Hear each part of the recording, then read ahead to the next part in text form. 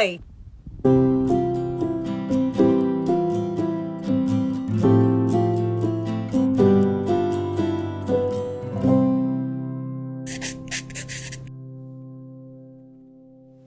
Hey there, it's Mitzi. Welcome to my channel. Today I just wanted to talk to you about times when you just can't read, that you're not in the headspace to read, and you just can't focus on the books, which is very hard for us as book lovers because we find so much comfort and entertainment and knowledge. I mean, we read for so many different reasons, and so we pick up a book, you know, for depending on what kind of mood we're in, depending on what we're looking for or what we need at the time.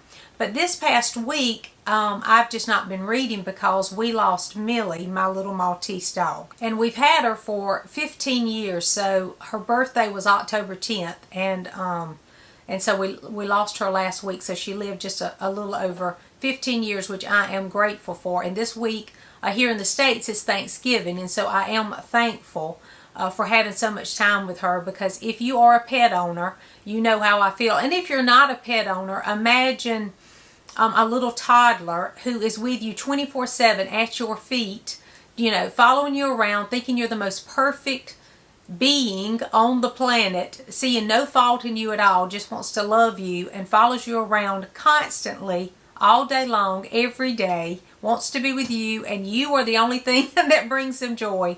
And you have that little toddler toddling along for 15 years. So just imagine the loss of that. It's hard.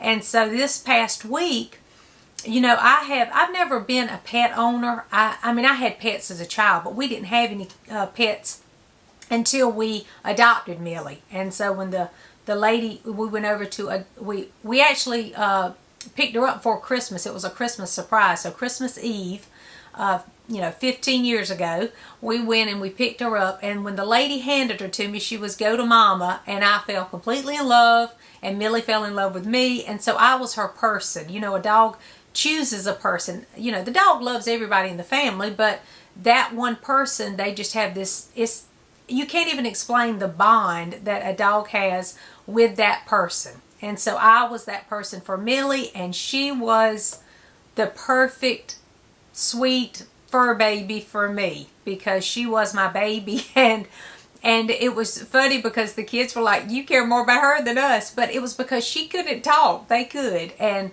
you know, the past 15 years, my husband, he works a lot. He, you know, had long hours, and the boys were growing up. They were going to school. They had all their activities. Through the past 15 years, you know, just recently I've had one go off to college, and then Caleb was just married this past July. And then my other son, Elijah, he's doing an intern right now, and so he's real busy. And so it's me and Millie, and we're sitting here together, you know, every day. Millie, is here with me, and she's a constant companion. And she even went on vacation with us. I mean, I was very protective of my little puppy, and I never thought I would be that way. People I know think, what in the world is wrong with her? But if you're a pet owner, you know what it's like. And I never would have believed that I could fall in love with a little furry living creature like I did her. But she was easy to love, and she was perfect for us. And I'm thankful that God gave her to us during the time He did, because she was just perfect for us. And so we're all thankful. We're all grieving. We're all upset here at our house, but and we're going to miss her forever. But we are thankful for bringing so much joy to our lives. And so the reason I'm saying all this is, first, because I consider you my family and friends on the internet, on BookTube, and so I wanted to let you know that, because many of you ask about Millie, and a lot of you have asked me to show her, but lately, and it hasn't been that long, but lately over the past couple of months, right before her birthday, she started not feeling well. She'd actually been doing very well before that, which is amazing, because most of the time a Maltese doesn't live but 12 to 15 years, and so for her to live as long as she did in good shape, I mean, she had hearing and seeing and all those things were starting to be hardly there. But she could still see a little bit and hear a little bit at 15 even. And she was still piddling around in the yard. She, of course, wasn't running and jumping like she used to, but none of us are when we get older, you know. But she still had great quality of life, so I'm thankful for that. But anyway, lately she hasn't, you know, felt very, you know, just not feeling her best. And so I didn't show her a lot because we were, you know, dealing with that here. And so I just didn't show her. And I apologize for that. I'm going to try to put in a few things of her in here. And so if you want to watch that, a little bit of her, maybe at the end I'll add a little something.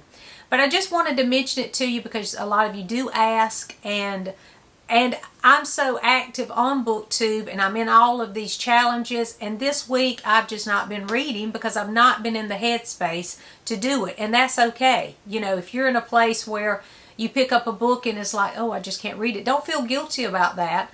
Just go watch a movie, or, you know, take a walk, or do something else to get you in the right headspace. And so the only thing I've been reading is my Bible study in the morning because that brings me comfort right now, and so I've been doing that.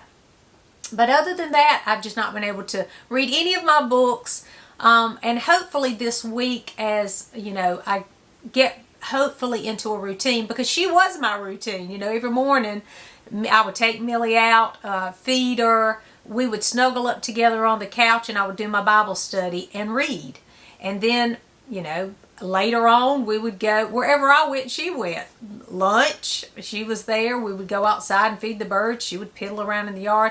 So it's just going to be a, you know, just a different schedule for me not doing those things. And I've got to learn a new schedule. So just be patient with me. I'm going to continue, you know, sharing all of my book love, and I need books right now. So if you have a good, happy, funny book that you think I would like, that would be a great one right now too.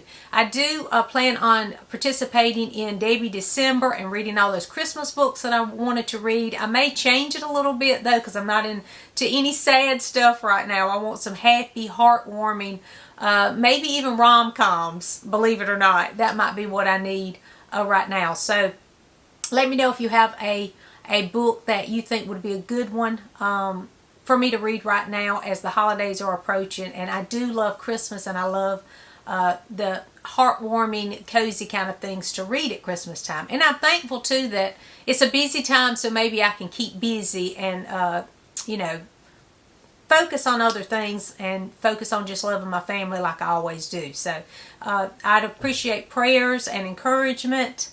And I thank you so much for all the support and love that you show me all the time, and all the wonderful comments. I haven't been able to answer a lot of comments lately, but I am going to get to them, so be patient with me. I've been trying to look at them, but I've just not even been really on YouTube to look at those comments. So this week, hopefully I can get to those, get back to a routine, and I will be checking my comments very soon. So just be patient, and I will hopefully reply this week. So in the meantime, I hope that if you have a pet in your life that you love, just give them an extra hug for me today.